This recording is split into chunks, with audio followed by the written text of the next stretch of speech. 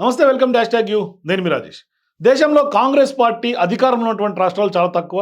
కేవలం ఏళ్ల మీద లెక్క పెట్టొచ్చు. అది కూడా 4-5 రాష్ట్రాల్లో మాత్రమే కాంగ్రెస్ పార్టీ అధికారంలో ఉంది. తాజాగా తెలంగాణలో గెలిచిన తర్వాత సౌత్లో కర్ణాటక, తెలంగాణలో కాంగ్రెస్ పార్టీ అధికారం ఉంది.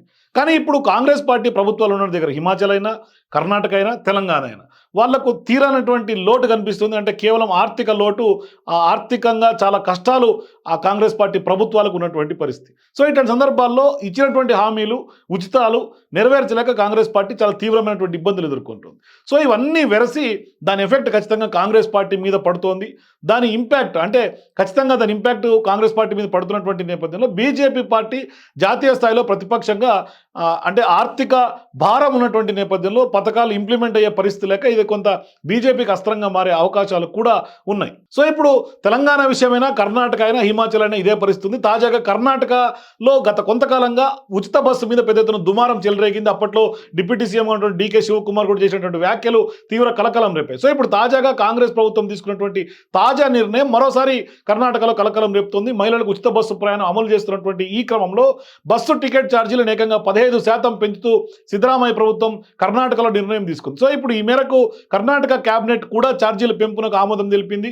ఎందుకంటే డీజిల్ ధరలు కానీ, సిబ్బంది పైన పడుతున్నటువంటి వ్యయం, ఇవన్నీ కూడా ఆ కార్పొరేషన్ల నిర్వహణ ఖర్చులు భారీగా పెరగడం వల్లే ప్రభుత్వం ఈ నిర్ణయం తీసుకున్నట్టుగా కర్ణాటక పార్లమెంటరీ వ్యవహారాల శాఖ మంత్రిగా ఉన్నటువంటి పాటిల్ చెప్తూ ఉన్నారు. అంటే కర్ణాటక రాష్ట్ర రోడ్డు రవాణా సంస్థ ఏదైతే కేఎస్ఆర్టీసీ ఉందో 4 కార్పొరేషన్లు అక్కడ ఉంది. కేఎస్ఆర్టీసీ కానీ, ఎన్డబ్ల్యూకేఆర్టీసీ కానీ, లేకుంటే కళ్యాణ కర్ణాటక రోడ్ ట్రాన్స్పోర్ట్ కేకేఆర్టీసీ, అట్లాగే BMTC Bengaluru metropolitan transport corporation, ఇట్లా 4 రవాణా కార్పొరేషన్ల ఛార్జీలను కూడా 15% ఇవాళ కర్ణాటక ప్రభుత్వం పెంచుతోంది. దీంతో ఇప్పుడు ప్రజల్లో ఒక రకమైనటువంటి పెదవు విరుపు కనిపిస్తోంది.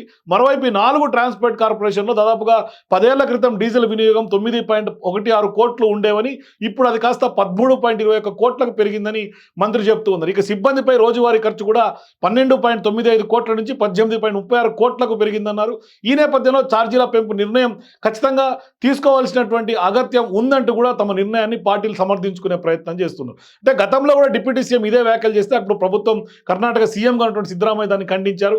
మరి కర్ణాటకలో అమలవుతున్నటువంటి ఫ్రీ బస్సు పథకం శక్తి నాన్ లగ్జరీ బస్సుల్లో కొనసాగుతుందని మంత్రి చెప్తూ ఉన్నారు. మరి 2000 కోట్ల మేర ప్రావిడెంట్ ఫండ్ బకాయిలను కూడా క్లియర్ చేశామని కూడా చెప్పుకుంటూ వస్తున్నారు.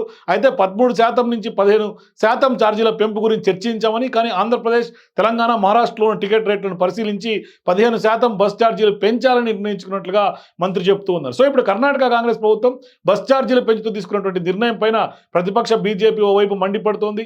మహిళలకు ఉచితమని చెప్పినటువంటి బస్సు ప్రయాణం ఇప్పుడు ఇలా బస్సు ఛార్జీలు పెంచడంలో సామాన్య ప్రజలకు తీవ్ర అన్యాయం జరుగుతుందంటూ కూడా బీజేపీ కాంగ్రెస్ పార్టీ ఇరుకున పెట్టే ప్రయత్నం చేస్తోంది. ఇక మహిళలకు ఉచిత బస్సు ప్రయాణం అమలు చేయడం వల్ల పేదలకు, సామాన్యులకు ఏం ప్రయోజనం ఉంటుందంటూ కూడా నిలదీస్తోంది బీజేపీ. సో వెంటనే కర్ణాటక ప్రభుత్వం బస్ ఛార్జీలను పెంచినటువంటి నిర్ణయాన్ని వెనక్కి తీసుకోవాలనే డిమాండ్ని ప్రధానంగా బీజేపీ చేస్తోంది. సో ఇక కర్ణాటక పరిస్థితి ఆ విధంగా ఉంటే హిమాచల్ ప్రదేశ్లో కూడా కొంత ఆర్థిక కష్టాలు వెంటాడుతున్నటువంటి పరిస్థితి కనిపిస్తోంది. అక్కడ ఆర్థిక సంక్షోభం నేపథ్యంలో హిమాచల్ ప్రదేశ్ ప్రభుత్వం ప్రజలకు ఇచ్చినటువంటి హామీ పథకాలను ఉపసంహరించుకోవాలనే ప్రచారం ప్రారంభించింది. ఆర్థిక ఇబ్బందుల్లో ఉన్నటువంటి హిమాచల్ ప్రభుత్వం ఇప్పుడు డబ్బు ఆదా చేసే పనిలో పడిందని స్పష్టంగా చెప్పుకోవచ్చు. దీని ప్రకారం హామీ పథకాల్లో ఒకటైనటువంటి విద్యుత్ సబ్సిడీ పథకాన్ని ఉపసంహరించుకోవాలని అక్కడి ప్రభుత్వం నిర్ణయం తీసుకుంది. ఈ విషయాన్ని స్వయంగా ముఖ్యమంత్రి సుఖ్వేందర్ సింగ్ సుక్కు విలేకరుల సమావేశంలో తెలిపారు. అంటే హామీని ఉపసంహరించుకునే ప్రచారంలో ప్రజలే కొంత చేతులు కలపాలని ఆయన విజ్ఞప్తి చేస్తున్నారు. దీని ప్రకారం తన పేరు మీద నమోదైనటువంటి విద్యుత్ సబ్సిడీని మొదటిసారిగా తిరిగి ఇచ్చేశారు. అంతేకాకుండా ఆర్థికంగా బలంగా ఉన్నవారు కూడా సబ్సిడీని తిరిగి ఇవ్వాలని కోరుతున్నారు. రాష్ట్ర అభివృద్ధిని దృష్టిలో ఉంచుకొని బహుళ విద్యుత్ కనెక్షన్లు ఉన్నవారు కూడా విద్యుత్ సబ్సిడీని తిరిగి ఇవ్వాలని కూడా రిక్వెస్ట్ చేస్తూ ఉన్నారు. అంటే విద్యుత్ సబ్సిడీకి ప్రభుత్వం ఇప్పటికే 2200 కోట్ల కేటాయించింది, ఖర్చు పెడుతున్నారు. సబ్సిడీని ఉపసంహరించుకుంటే ఎంతో కొంత ఆదా అవుతుందని కూడా ప్రభుత్వం నిర్ణయంగా తెలుస్తోంది. అయితే దీన్ని బీజేపీ తీవ్రంగా విమర్శిస్తోంది.